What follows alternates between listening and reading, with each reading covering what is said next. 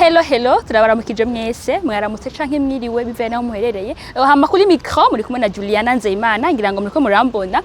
Dushaka kubatumira kuri YouTube channel yacu ni shasha. Ntimwari mubimenyereye ma TV online ari ngaha mu Burundi canke n'ahandi. Yitwa Flambeau TV Plus 257. Shaka basha mufite subscribe kugira ngo muze muronke ibiganiro vyacu ku mwanya. Tugiye gukora cyane kandi tuzi ko muzoryoherwa. Ibiganiro bitandukanye vya sport, ubuzima busanzwe canke ndetse n'umuziki cyane kwako nizo tumenyereye gose. Hama turabasaba kandi mufite subscribe sonda nshuti yanje ntaco bisabura bizi.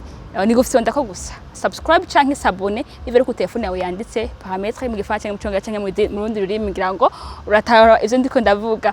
Hama basha turabakunda cyane kandi turize ko muzoryoherwa bari biganiro bizatubashikiriza. Ciao muhezagirwe.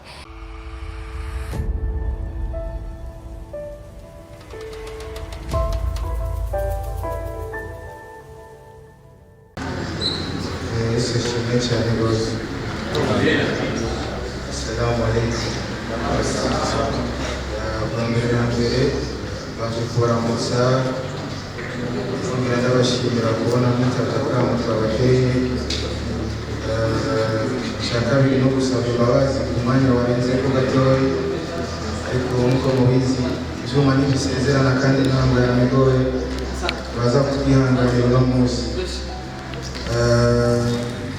Ndabashimiye cyane ko mwitabiriye ubutumire bwacu, natwe twasenga kugira tuganire namwe, kugira tubashikirize ivyiyumviro byacu n'imigambi yacu nk'uko biri kuva kera tugitangura uno mwuga. Mwamye hafi yacu, mwamye mudushyigikira, mwarabanye natwe mu bihe byiza, mu bihe bibi, mwaraduhaye amahirwe yo gutwereka abantu baratumenya, baradukunda. Nibaza ko mufise intererano niniya cyane mu iterambere ryacu. Iyi ntambwe ntoyi tumaze kugera ko nibaza ko mwebwe mubifisemo uruhara runini cyane rwose. Rero cyambere numva nobabwira no kubashimira cyane bino bivuye ku mutima, no kubashimira kubona mwitavye akamu kacu. Sinzi ko mugenzi wanje yunganira gatoya. Ndabashimira mwese ndanabashimira kuba mwateye iteka mukongera mukadufata ukuboko mukora. Uzi ndibaza ko byinshi yabikoze nyamukuru twosotera icyatumye tuba turi ngaha kandi ndibaza ko byinshi yabikoze. Mugabo nikomera amashinja wa byiza kubera umengo murakanye cyane. Imikomera amashuri abona abantu batenye bafisemo umutima wumvise hari amamedia menshi ariko si yose yaje kuba mwanje sigura ko muri abanyarukundo nimwiyongera ahandi mashyi. Rero murakoze cyane, tutarinze turajya hirya no hino. Nibaza ko botera tuguma ko ahanini ikintu cyadukoranije kuri uno munsi. Nk'uko mubibona ngaha ndi kumwe na mutoyi wanjye Gregoire Akili. Histoire yacu murayizi, umuziki ingene twatanguye, aho twagiye turaca. Nibaza ko byose murabizi cyane. Rero sasa ingene bimeze, uyu umuvukanyi nahawe n'umuziki. Umuziki waraduhuje, ibintu dusanga tuvyumva kumwe, dusanga ibintu tubibona cyo kimwe. Niyo mpamvu natwe twahisemo kuba ikintu kimwe. Rero kuri uno mugoroba twari twifuje kubashyikiriza ikintu kiduhuje jewe na mutoyi wanje Gregoire Akili, ikintu twubakiye ko jewe nawe kubera nk'uko nabibabwiye twahisemo kuba ikintu kimwe. Kora na histoire zacu muri kariyeri zirasa, twese bavuye ruguru tukakurondera ubuzima ngaha.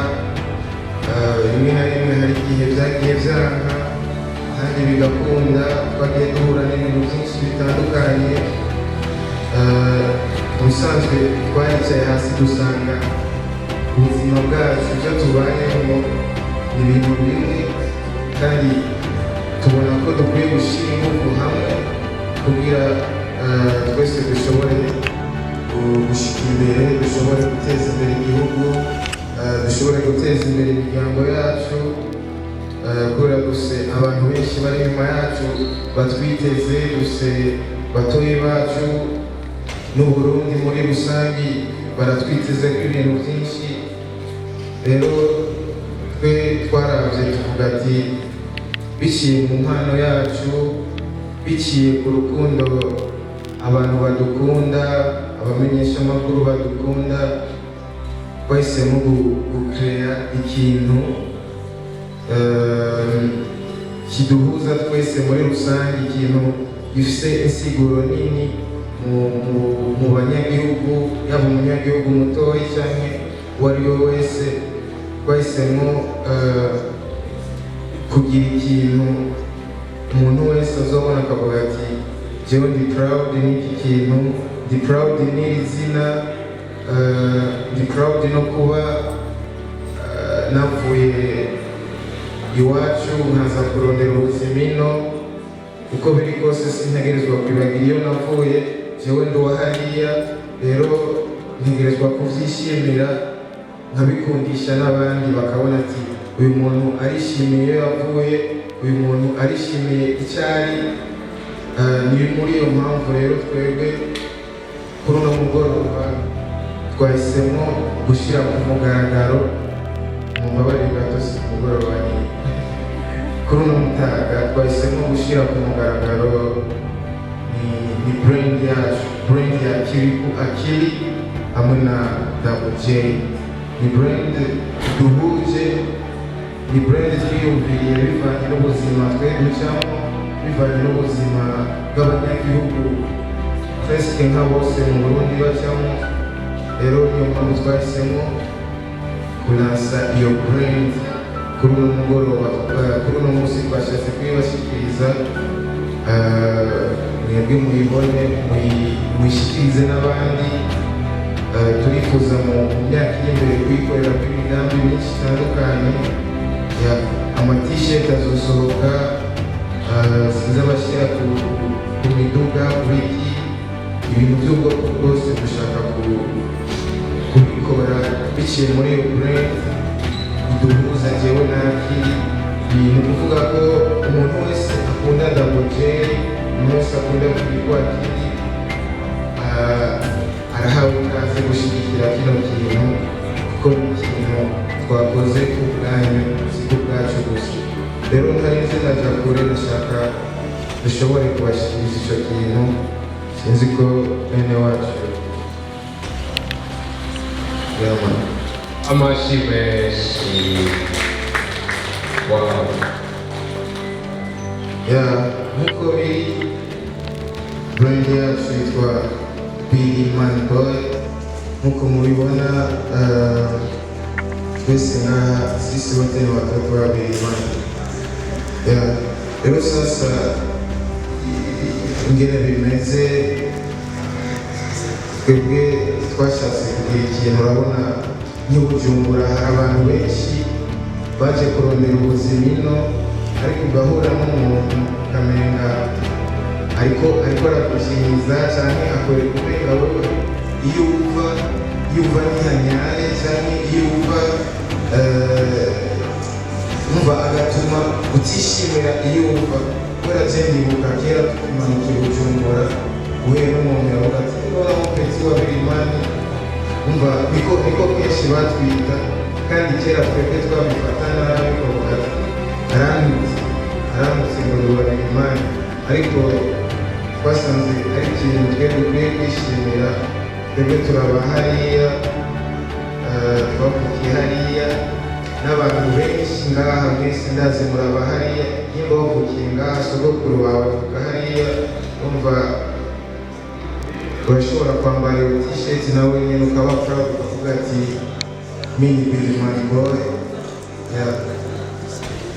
Nuko mu bisanzwe sinzi ko Kiriku Akili aza kunyunganira tuje mu bibazo murakoze cyane.